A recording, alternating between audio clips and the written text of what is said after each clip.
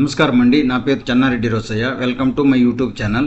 ఈరోజు మనము ఎక్సెల్లో view tab గురించి తెలుగులో వివరంగా నేర్చుకుందాము. అలాగే మీరు నా వీడియో ఫస్ట్ టైం చూస్తున్నట్లయితే లైక్ చేయండి, షేర్ చేయండి, ఛానల్ సబ్స్క్రైబ్ చేసుకోండి. అదేవిధంగా వ్యూ ట్యాబ్ గురించి తెలుగులో మీరు నేర్చుకోవాలనుకుంటే వీడియో చివరి వరకు చూడండి. ఎక్సెల్ షీట్కి వచ్చాము. ఇప్పుడు ఎక్సెల్ షీట్కి రాగానే మనం వ్యూ ట్యాబ్కి వచ్చేసాము. వ్యూ ట్యాబ్లో ఉన్నాము. మనకి ఇక్కడ ఈ బాక్సులు కనిపిస్తూ ఉన్నాయి. వీటిని సెల్స్ అని అంటాం మనం. ఈ సెల్స్ అన్ని సెల్స్ని కలిపి ఒక వర్క్ షీట్ అవుతుంది. కొన్ని వర్క్ షీట్లు కలిపితే వర్క్ బుక్ అవుతుంది. ఈ వర్క్ షీట్ అనొచ్చు, మనం స్ప్రెడ్ షీట్ అని కూడా అనొచ్చు.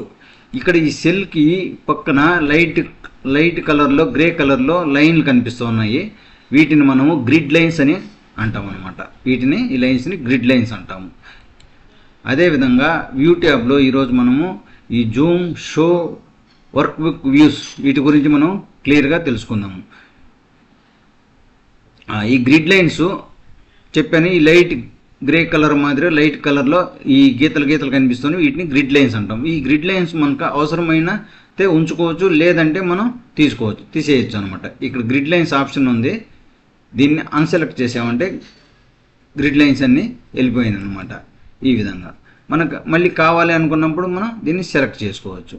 అది ఈ విధంగా సెలెక్ట్ చేసుకోవచ్చు అనమాట. సేమ్ అదేవిధంగా ఫార్ములా బార్, దీన్ని మనము ఫార్ములా బార్ అంటారు. ఇక్కడ ఏదన్నా ఫార్ములా మనం ఎంట్రీ చేసినప్పుడు ఇక్కడ ఫార్ములా బార్లో షో అవుతుంది. ఇది సెల్ కోడ్. మనం ఎక్కడ సెల్ క్రషర్ ఎక్కడ పెట్టామంటే ఆ సెల్ అడ్రస్ ఇక్కడ మనకి షో అవుతుంది అనమాట. దీన్ని మనం హైడ్ చేయాలంటే హైడ్ చేసేయచ్చు అనమాట. దీన్ని అన్సెలెక్ట్ చేసామంటే హైడ్ అయిపోతుంది. ఈ విధంగా హైడ్ అయిపోతుంది. నెక్స్ట్ కావాలనుకుంటే మళ్ళీ సెలెక్ట్ చేసామంటే మళ్ళీ మనకి వచ్చేస్తుంది అనమాట. సేమ్ అదేవిధంగా హెడ్డింగ్స్ అంటే మనకి కాలమ్స్ ఆల్ఫాబెటిక్లో ఉంటాయన్నమాట. రోస్ వచ్చేసి న్యూమరికల్లో ఉంటాయన్నమాట. మనము ఈ కాలమ్స్ ఆల్ఫాబెటికల్, ఈ న్యూమరికల్ ఈ రెండు మనకు అవసరం లేదు, హైడ్ చేసుకోవాలి అనుకున్నామంటే ఇవి కూడా మనం హైడ్ చేసుకోవచ్చు. ఇక్కడ హెడ్డింగ్స్ ఉంది. దీన్ని అన్సెలెక్ట్ చేసామంటే హైడ్ అయిపోయింది. ఆల్ఫాబెటికల్ కాలమ్స్, ఆల్ఫాబెటికల్, ఈ రోస్ హైడ్ అయిపోయినాయి. మళ్ళీ మనం కావాలనుకున్నప్పుడు మనం సెలెక్ట్ చేసుకున్నామంటే వచ్చేసినాయి. ఈ విధంగా అనమాట. Same next Zoom option. ఇక్కడ మనకి స్టేటస్ బార్లో ఈ రైట్ సైడ్లో కింద గీత ఉంటుంది. ఈ గీత ఒక పక్క ప్లస్ సింబల్, ఒక పక్క మైనస్ సింబల్ ఉంటుంది. ఈ ప్లస్ సింబల్ ప్రెస్ చేసామంటే మనకు జూమ్ అవుతుంది అనమాట. ఈ విధంగా సేమ్ అదేవిధంగా ఈ మైనస్ సింబల్ ప్రెస్ చేసామంటే జూమ్ అవుట్ అవుతుంది. ఈ విధంగా అనమాట. కానీ దీంట్లో మనం కరెక్ట్ పర్సెంటేజ్ ప్రకారంగా సెట్ చేయాలంటే సెట్ చేయడానికి కాదు. మనకి సపోజ్ 50% కావాలా, 75%లో సెట్ చేసుకోవాలంటే ఆ విధంగా సెట్ చేసుకోవాలంటే దీంట్లో మనం కరెక్ట్గా చేసుకోలేము అనమాట. అందుగురించి ఇక్కడ ఒక ఆప్షన్ ఉంది, జూమ్ ఆప్షన్. జూమ్ ఆప్షన్ ఓపెన్గానే ఇక్కడ డైలాగ్ బాక్స్ ఓపెన్ అయింది. డైలాగ్ బాక్స్ ఓపెన్ కాగానే దీంట్లో ఆప్షన్లు ఇచ్చున్నాడు. 200%, 100%, 75% ఈ విధంగా ఆప్షన్స్ ఇచ్చున్నాడు. 75% సెలెక్ట్ చేశాను, ఓకే చేశాను. ఇప్పుడు 75%లో మనకి పేజీ సెలెక్ట్ అయిపోయింది అనమాట. ఆ జూమ్లో సెలెక్ట్ అయిపోయింది. ఈ విధంగా. ఇది కాకుండా మనకి 100% ఫిక్స్ కావాలి అనుకున్నాం అనుకో, కరెక్ట్గా ఇక్కడ ఆప్షన్ ఇచ్చాడు 100%లో. డైరెక్ట్ 100% మనం సెలెక్ట్ చేసి పెట్టుకోవచ్చు అనమాట. ఇదొకటి. Next Zoom to selection. Zoom to selection అంటే మనకి ఏదైనా ఇక్కడ డేటా ఎంట్రీ చేశాను, ఈ డేటా వరకు మనకి జూమ్ కావాలి అనుకున్నామంటే అప్పుడు మనకి ఇది ఉపయోగపడుతుంది, జూమ్ టు సెలెక్షన్. ఇప్పుడు ఈ డేటాని సెలెక్ట్ చేస్తున్నాను నేను. ఈ డేటాని సెలెక్ట్ చేశాను. ఇప్పుడు జూమ్ చేస్తాను ఈ డేటాని నేను. అయిపోయింది, చూసారా, జూమ్ అయింది. ఈ విధంగా మనం జూమ్ చేసుకోవచ్చు అనమాట డేటాని. ఈ విధంగా జూమ్ చేసుకోవచ్చు డేటాని. సేమ్ ఇదే విధంగా నెక్స్ట్ జూమ్ ఆప్షన్ అయిపోయింది. Next work book views.